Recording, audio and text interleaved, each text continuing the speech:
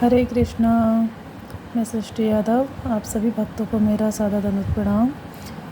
हम पढ़ने जा रहे हैं श्रीमद् भगवद गीता यथारूप कृष्ण कृपा मूर्ति श्री श्रीमद ऐसी भक्ति वेदांत स्वामी प्रभुपाद संस्थापचार्य अंतर्राष्ट्रीय कृष्ण भावना संघ द्वारा रचित। आज हम श्रीमद् भगवद गीता का श्लोक संख्या 9.23 पढ़ने जा रहे हैं।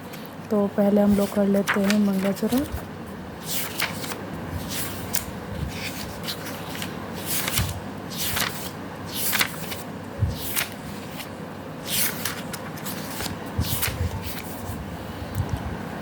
ओम अज्ञानतिमिरान्धस्य ज्ञानाञ्जनशलाकया चक्षुरुन्मिलितं येन तस्मै श्रीगुरुवे नमः।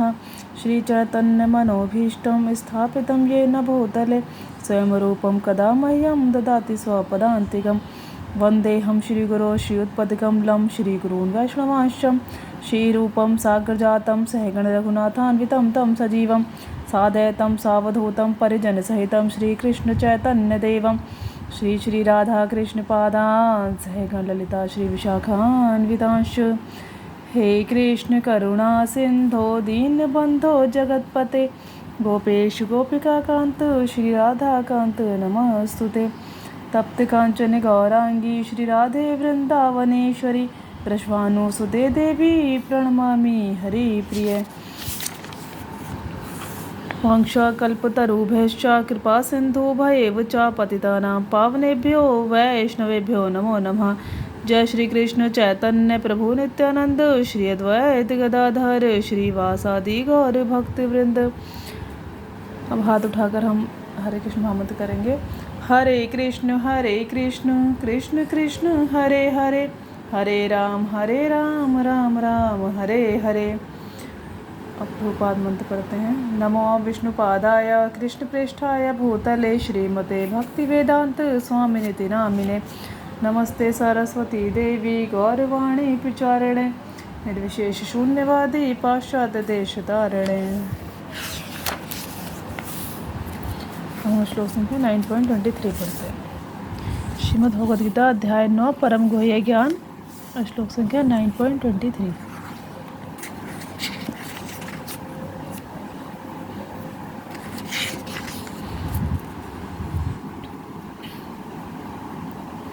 परम गुह्य ज्ञान मतलब ऐसा गुह्य ज्ञान जो भगवान सिर्फ अपने प्रिय भक्तों को देते हैं। परम गुह्य ज्ञान अत्यंत गुह्य है जो। ये अप्यन्य देवता भक्ता यजन्ते श्रद्धान्विता ते अपि मामेव कौन्तेया यजन्त्या विधिपूर्वकम्। ये जो अपि भी अन्य दूसरे देवताओं के भक्ता भक्तगण यजन्ते पूजते हैं श्रद्धा अन्विता श्रद्धापूर्वक ते वे अपि भी माम मुझको एवं केवल कौन्ते हे कुंती पुत्र यजंती पूजा करते हैं अविधिपूर्वकम त्रुटिपूर्ण ढंग से।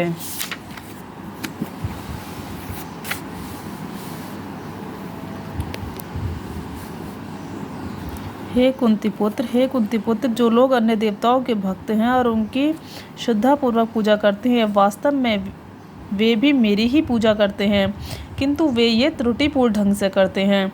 देखिए इसमें इस श्लोक में भगवान क्या बता रहे हैं कि जो लोग अन्य देवताओं की, जैसे हम कभी लक्ष्मी जी की पूजा कर ली, कभी गणेश जी की, कभी सरस्वती मैया की, कभी शिव जी की पूजा कर ली, महादेव को मानने वाले भी बहुत हैं, तो अन्य देवताओं की जो हम पूजा करते हैं ना, उनकी श्रद्धापूर्वक पूजा करते हैं, वास्तव में वे मेरी ही पूजा करते हैं, क्योंकि परम पुरुष तो भगवान है हमारे। तो हम वो एक माध्यम है केवल कि वो उनके एक तरह से वो सब उनके वो हैं, जैसे विभिन्न एक तरह से विभिन्न कर्मचारी हैं सभी देवता, है ना। भगवान उनकी वो पूजा जा भगवान तक ही रही है। जैसे मैन एक तरह से होते हैं ना, एक अभी हम इसमें पढ़ के फिर समझते हैं। जैसे मैं एक कंपनी का एग्जांपल दे रही थी, उसमें जैसे डायरेक्टर होते हैं, बाकी सब लोग उनके नीचे के अधिकारी होते हैं। तो भगवान यही कह रहे हैं कि जैसे हम एक तरह से ऐसे समझ सकते हैं कि पेड़ पौधों में पेड़ की जड़ में पानी न डाल करके हम उसकी पत्तियों और टहनियों में पानी डाल रहे हैं। तात्पर्य भगवान श्री कृष्ण का कथन है कि जो लोग अन्य देवताओं की पूजा में लगे होते हैं वे अधिक बुद्धिमान नहीं होते। यद्यपि ऐसी पूजा अप्रत्यक्षत मेरी ही पूजा है। उदाहरणार्थ, जब कोई मनुष्य वृक्ष की जड़ में पानी न डालकर उसकी पत्तियों तथा टहनियों में डालता है तो वह ऐसा इसलिए करता है क्योंकि उसे पर्याप्त ज्ञान नहीं होता या वह नियमों का ठीक से पालन नहीं करता। इस प्रकार शरीर के विभिन्न अंगों की सेवा करने का अर्थ है अमावस्या में भोजन की पूर्ति करना। इस प्रकार शरीर के विभिन्न अंगों की सेवा करने का अर्थ है अमावस्या में भोजन की पूर्ति करना। इस तरह विभिन्न देवता भगवान की सरकार के विभिन्न अधिकारी तथा निर्देशक हैं। मनुष्य को अधिकारियों या निर्देशकों द्वारा नहीं अपितु सरकार द्वारा निर्मित नियमों का पालन करना होता है। इसी प्रकार हर एक को परमेश्वर की ही पूजा करनी होती है। इससे भगवान के सारे अधिकारी तथा निर्देशक स्वतः प्रसन्न होंगे। अधिकारी तथा निर्देशक तो सरकार के प्रतिनिधि होते हैं, अतः इन्हें घूस देना अवैध है। यहाँ पर इसी को अविधि पूर्वकम कहा गया है। दूसरे शब्दों में कृष्ण अन्य देवताओं की व्यर्थ पूजा का समर्थन नहीं करते। यहाँ पर कहा जा रहा है कि भगवान जो है ना, ये जो हमने अभी मैंने कहा था कि देखो जड़ों की, मैंने बताया था ना, मनुष्य वृक्ष की जड़ों में पानी न डालकर उसकी पत्तियों तथा टहनियों में डालता है। वह ऐसा इसलिए करता है क्योंकि उसे पर्याप्त ज्ञान नहीं होता, वह नियमों का ठीक से पालन नहीं करता।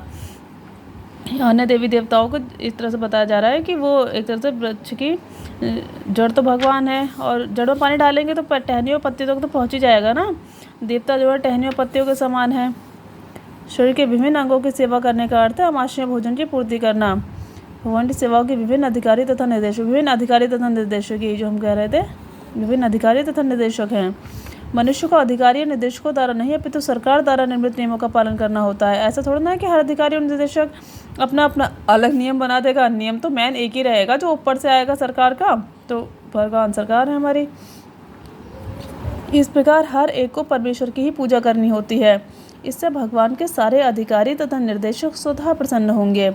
अधिकारी तथा निर्देशक तो सरकार के प्रतिनिधि होते हैं, अतः इन्हें घूस देना अवैध है। यहाँ पर इसी को अविधि पूर्वकम कहा गया, मतलब ये विधि पूर्वक पूजा नहीं है भगवान की, क्योंकि हम गलत तरह से कर रहे हैं। जो हमें जड़ में पानी डालना चाहिए वहाँ डाल करके अधिकारी निर्देशक इन सबको डाल रहे हैं पत्ती और टहनियों में, है ना, तो अविधि पूर्वकम है, विधि पूर्वक नहीं है पूजा। दूसरे शब्दों में कृष्ण अन्य देवताओं की व्यर्थ पूजा का समर्थन नहीं करते, है ना। अविधि पूर्वकम वर्ड और जगह भी हम यूज कर सकते हैं, लेकिन फिर भी इस पर यहाँ पे विधि सही नहीं है ये पूजा की। सीधे भगवान को पूजा ना, हम क्यों इधर उधर जा रहे हैं। लेकिन जब तक हमें नहीं पता होता हम सभी ये सब करते हैं। मैंने भी किया है एक टाइम पर, कभी माता सरस्वती कभी माता लक्ष्मी, हम सबके साथ ये होता है। लेकिन जब हम जान जाएँ कम से कम तब ना करें, ये बहुत ज़रूरी है। तो इस प्रकार हमने इसे हम और डिटेल में भी समझ सकते हैं, लेकिन अभी के लिए इतना काफ़ी है। तो हमने इस प्रकार अध्याय 9 का श्रीमद् भगवद गीता अध्याय 9 का श्लोक संख्या 23 पूरा कर लिया है। आप सभी का बहुत बहुत धन्यवाद। अगर प्लीज़ कृपया आप मेरा चैनल को ज़्यादा से ज़्यादा लाइक सब्सक्राइब वगैरह करें, और हो सके तो अगर आप मुझसे कोई भी जोड़ना चाहें तो हम अलग से भी जूम या मीट के थ्रू जुड़ सकते हैं। इसमें और भी डिटेल स्टडी कर सकते हैं फिर एक एक श्लोक की। हरे कृष्णा। सभी भक्तों को मृदंड प्रणाम। श्री भगवान की जय हो, सभी भक्तों की जय हो। जय श्री श्री गौर निताई की जय हो। वांछा कल्पतरुभ्यश्च कृपा सिंधु भयवच पतितानां पावनेभ्यो वैष्णवेभ्यो नमो नमः। ये श्लोक हम पढ़ते हैं क्षमा याचना के लिए। सभी भक्तों से अगर कोई भी अपराध हो उनसे। हरे कृष्णा। सभी भक्तों में मृदंड प्रणाम।